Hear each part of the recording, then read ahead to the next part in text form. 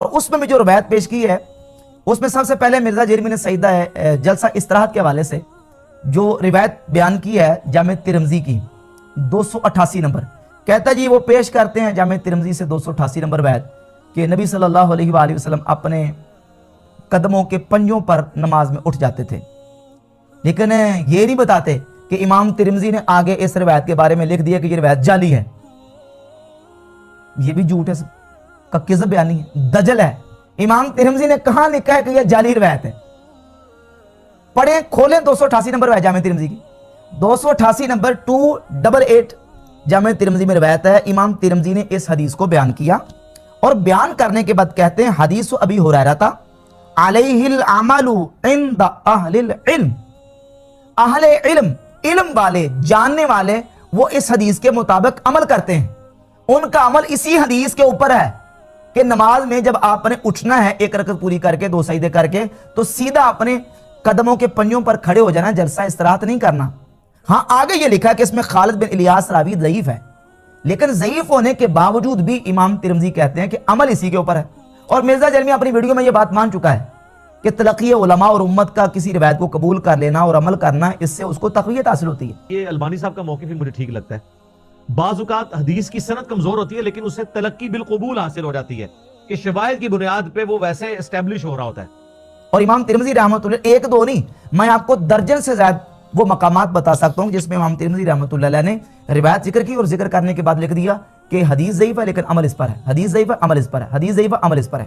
مثلا 188 نمبر روایت ہے، 261 411 509 638 914 915 1191 1399 اور 1467 کتنی روایتیں ہیں کہ جس میں امام ترمذی رحمۃ اللہ ہر روایت کے نیچے لکھتے ہیں کہ حدیث ضعیف ہے والعمل علی ھذا عند اہل العلم، لیکن عمل اسی کے مطابق، اہل علم کا عمل اسی کے مطابق۔ یہ نہیں کہا کہ حنفیوں کا عمل اس کے مطابق ہے، اہل علم کا عمل اس کے مطابق، اور جمہور اہل علم کا عمل اسی کے مطابق ہے کہ وہ نماز میں جلسہ استراحت کو سنت قرار نہیں دیتے۔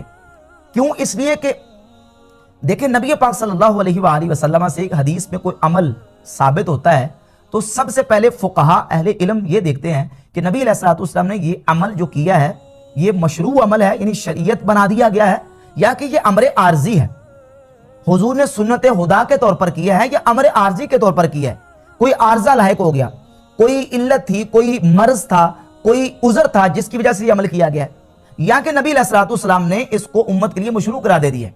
مثال کے طور پہ صحیح مسلم میں 3073 نمبر حدیث، 73 74 75 76 یہ مسلسل احادیث دیکھتے جائیں، اس کے اوپر امام نووی رحمۃ اللہ علیہ نے باب باندھا ہے جس کا نام ہے باب کا باب جواز طواف علی بعیر، سواری پر طواف کرنے کے جواز کا بیان، کہ سواری پر طواف کرنا جائز ہے، اور ساری حدیثیں وہ لے کے ہیں کہ نبی کریم علیہ الصلوۃ والسلام نے سواری پر طواف فرمایا۔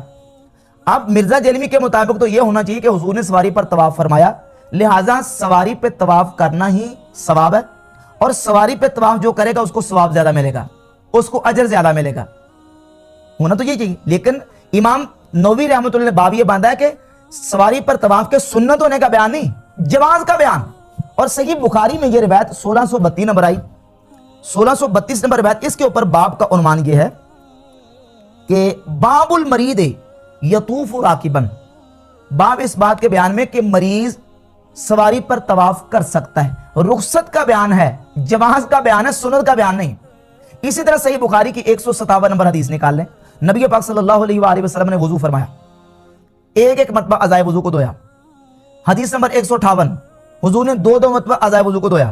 حدیث نمبر 159 صحیح بخاری کی، آپ علیہ الصلوۃ والسلام نے اعضائے وضو کو 3 مرتبہ دھویا۔ اب کیا ایک مرتبہ دھونا اور 3 مرتبہ اعضائے وضو کو دھونا دونوں ثواب میں برابر ہیں؟ کیا دونوں کا اجر برابر ہے؟ نہیں، بلکہ 3 مرتبہ دھونے میں اجر زیادہ ہے، فضیلت زیادہ ہے، اور سنت وہ ہے ایک مرتبہ دھونا بیان جواز کے لیے ہے، رخصت کے طور پر ہے، کسی جگہ پہ حرج ہو، ضرورت ہو، عذر ہو اور پانی کم ہو، سفر میں ہو تو آپ ایک مرتبہ بھی دھو سکتے ہیں، لیکن 3 مرتبہ دھونا یہ سنت ہے، ایک مرتبہ دھونا ہے بیان جواز کے لیے۔ صحیح بخاری میں حدیث ہے 224 225 226 24 25 26 اور 2471 نمبر، 4 حدیث صحیح بخاری میں، اور اسی طریقے سے صحیح مسلم میں بھی یہی احادیث موجود ہیں حضرت ابو حذیفہ رضی اللہ تعالیٰ سے اور حضرت ابو موسیٰ اشعری رضی اللہ تعالیٰ عنہ سے کہ نبی پاک صلی اللہ علیہ وآلہ وسلم نے کھڑے ہو کے پیشاب فرمایا.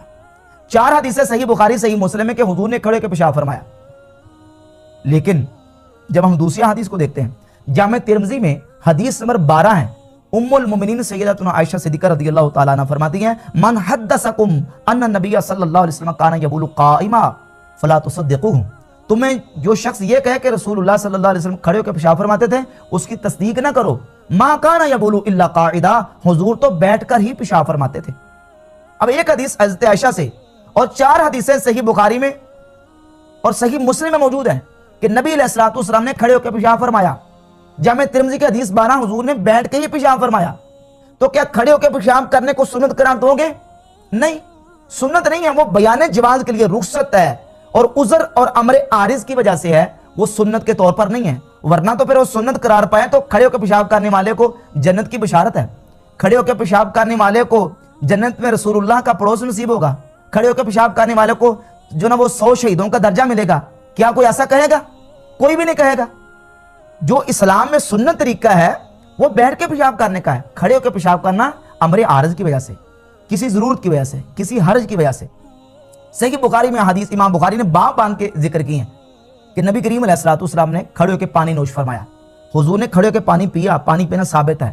لیکن صحیح مسلم میں پوری ایک حدیث کی پوری تفصیل ہے, 5-6 حدیث ہیں سیدنا انس بن مالک رضی اللہ تعالیٰ سے کہ نبی پاک علیہ الصلوۃ والسلام نے کھڑے ہو کے پانی پینے سے منع کیا ہے. حضور نے زجر فرمایا. اور یہاں تک حدیث میں فرمایا کہ کسی نے پوچھا انس بن مالک سے کہ کھڑے ہو کے کھانا, تو آپ نے فرمایا وہ تو اس سے بھی زیادہ اخبث ہے. اخبث کا لفظ استعمال فرمایا. تو عمل تو دونوں نبی علیہ السلام سے ثابت ہے, لیکن ایک عمل سنت ہے اور دوسرا جائز ہے, رخصت ہے اس میں بیان جواز کے لیے. اب اس طرف آ جائیں کہ نبی پاک صلی اللہ علیہ وآلہ وسلم نے جو عمل کیا اس کو فقہا پہلے دیکھتے ہیں کہ یہ امر عارض کسی عارضی کی وجہ سے, کسی عذر حرج کی وجہ سے ہے. تو جب ہم دیکھتے ہیں تو نبی پاک علیہ الصلوۃ والسلام کی ذات اقدس کے حوالے سے سنن ابی داؤد میں 619 نمبر حدیث امام ابو داؤد لے کے آئے ہیں اور جس کو ناصر الدین البانی نے حسن صحیح قرار دیا. 619 نمبر حدیث ہے سنن ابی داؤد میں کہ نبی پاک صلی اللہ علیہ وسلم نے فرمایا لا تبادرونی برکوع ولا بسجود, تم رکوع اور سجدہ کرنے میں مجھ سے سبقت نہ کیا کرو. یعنی مجھے تسلی سے پہلے رکوع کر لینے دیا کرو اور سجدہ کر لینے دیا کرو. اور حدیث کے آخری الفاظ ہیں انی قد بدنت, کیونکہ میں بوڑھا ہو چکا ہوں, مجھے ذوف لاحق ہو چکا ہے. اسلام 360 والے نے 619 نمبر سنن ابی داؤد کا ترجمہ یہ کیا الفاظ کا قد بدنت, یعنی میں موٹا ہو چکا ہوں.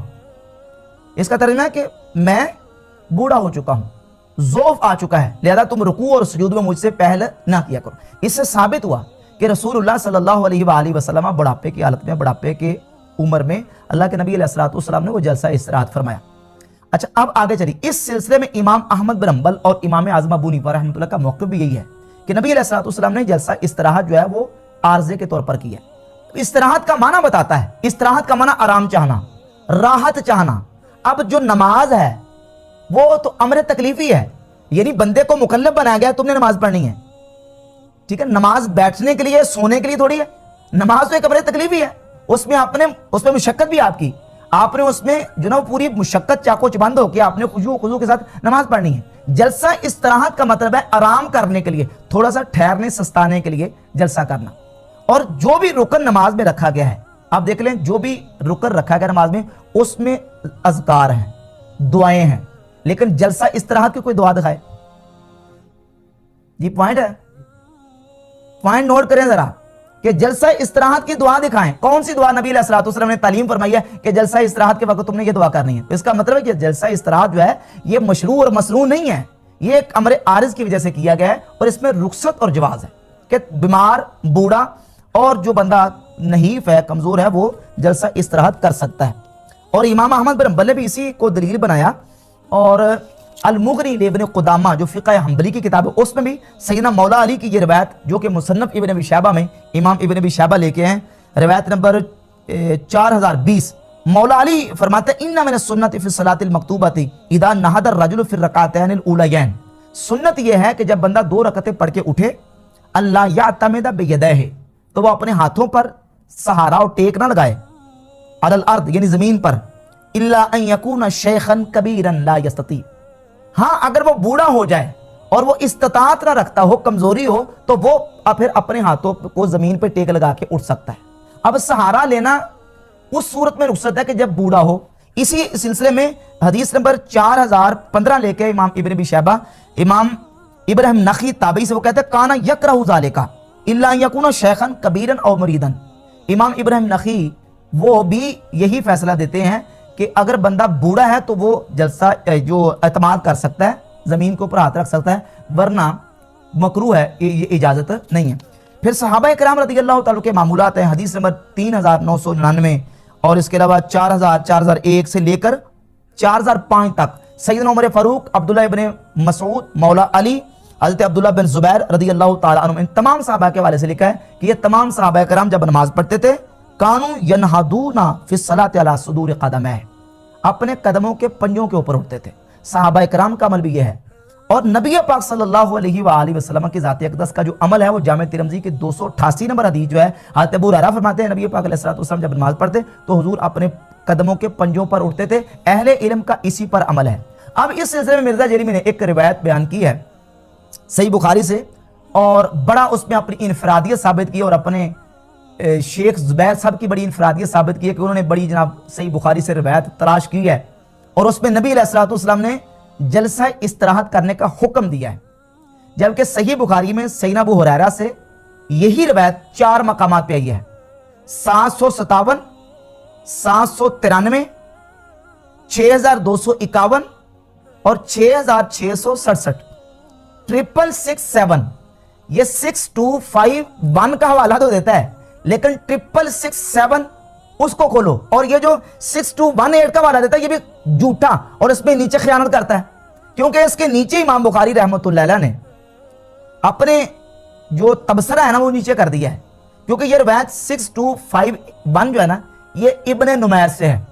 इब्ने नुमैर जो अबू हुरैरा रज़ियल्लाहु ताला की हदीस को बयान करते हैं कि नबी पाक सल्लल्लाहु अलैहि वसल्लम की बारगाह अक़दस में एक शख्स आया तो उसने आके मस्जिद में नमाज पढ़ी। नबी अलैहिस्सलातु वस्सलाम ने देखा, हुजूर की बारगाह में उसने आके सलाम किया। आपने फरमाया कि इरजे, वापस लौट जा और तू दोबारा जाकर नमाज पढ़, तूने नमाज नहीं पढ़ी। 1 दफ़ा, 2 दफ़ा, 3 दफ़ा आया, चौथी दफ़ा नबी पाक अलैहिस्सलातु वस्सलाम ने उसको फिर तालीम इरशाद फरमाया नमाज की, सारी नमाज का तरीका बताया और आखिरी उसके कलिमात ये हैं कि जब तू आखिरी सजदा कर ले, ये 6251 रिवायत के अल्फाज हैं, जब तू आखिरी सजदा कर ले तो फिर तू तसल्ली के साथ बैठ जा। अब उसके नीचे इमाम बुखारी रहमतुल्लाह अलैह ने ये अल्फाज लिखे हैं कि काला अबू उसामा फिल अखीर, अबू उसामा ने इसके आखिर में ये कहा है कि हत्ता तस्तविया काइमन, हत्ता कि तू सीधा खड़ा हो जा।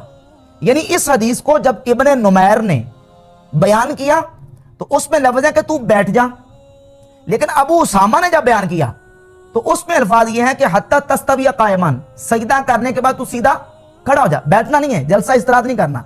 अब 6251 नंबर रिवायत में है बैठ जा और 6667 नंबर रिवायत में है खड़ा हो जा। 2 रिवायतें आ गई, रिवायत एक है, हदीस एक है, लेकिन रावियों का इख्तलाफ आ गया। इब्ने नुमैर कहता है कि आखिर में यह है कि बैठ जा, अबू उसामा कहते हैं कि खड़ा हो जा। एक सही बुखारी में दोनों रिवायतें हैं। इन दोनों रिवायतों के हवाले से तबसरा करते हुए बहुत बड़े अजीम मुहद्दिस शारह सही बुखारी हाफिज इब्ने हजर अस्कलानी ने सही बुखारी की 793 नंबर हदीस के तहत लिखा, अशार अल बुखारी इला अन्न हाज़िही लफ्ज़त वहमुन। इमाम बुखारी ने यह कह के कि अबू उसामा ने इसके आखिर में यह अल्फाज बयान किए कि हत्ता कि तू सीधा खड़ा हो जा, इमाम बुखारी ने इशारा कर दिया कि इस हदीस में इब्ने नुमैर की तरफ से वहम हुआ है। मिर्जा जी, ये इब्ने नुमैर का वहम है, इसमें यह कहना कि तू बैठ जा आखिरी जलसा सजदा करके, ये इब्ने नुमैर के वहम का नतीजा है। क्योंकि इसके बाद इमाम बुखारी ने कहा काला अबू उसामा फिल अखीर हत्ता तस्तविया कायमन, अबू उसामा कहते हैं कि तू सीधा खड़ा हो जाए, यानी रसूलुल्लाह सल्लल्लाहु अलैहि वसल्लम की हदीस को मुकम्मल बयान किया। तो नतीजा क्या निकला? नतीजा यह निकला कि इस रिवायत को बयान करने में इब्ने नुमैर की जो रिवायत सही बुखारी में 6251 नंबर है उसमें इब्ने नुमैर से वहम हुआ है। असल जो सही रिवायत है मुकम्मल, जिसको इमाम बहकी ने सुनन कुबरा बहकी में भी इस रिवायत को जिक्र किया और कहा कि सही रिवायत अबू उसामा वाली है, जो कि सही बुखारी में 6667 नंबर है, उसमें हुक्म यह है کہ تو آخری سجدہ کرنے کے بعد حتی تستوی قائمن، تو سیدھا کھڑا ہو جا. اور جو 6251 نمبر حدیث مرزا دکھا رہا نا اس کے نیچے بھی لکھا ہے، اور امام بخاری نے اشارہ کر دیا ہے 6667 کی طرف کہ اس میں مکمل حدیث ہے، اور مکمل میں یہ ہے کہ تو سیدھا کھڑا ہو جا، بیٹھنے کا اس میں حکم نہیں ہے، اور جس میں بیٹھنے کا حکم ہے وہ ابن نمیر کا وہم ہے. تو جلسہ استراحت کے حوالے سے ایک علمی اختلاف ہے علماء محدثین اور فقہاء کے درمیان، اور جس میں امام اعظم ابو حنیفہ رحمۃ اللہ ہے، امام احمد ابن حنبل رحمۃ اللہ علیہ اور دیگر اجلہ ائمہ محدثین اور فقہاء کا اور جمہور کا موقف یہی ہے کہ جلسہ استراحت یہ سنت نہیں ہے. ہاں کوئی مریض ہو، بیمار ہو اور کوئی بوڑھا شخص ہو تو اس کو جلسہ استراحت کرنے کی اجازت ہے، رخصت ہے، جائز ہے، لیکن سنت نہیں ہے.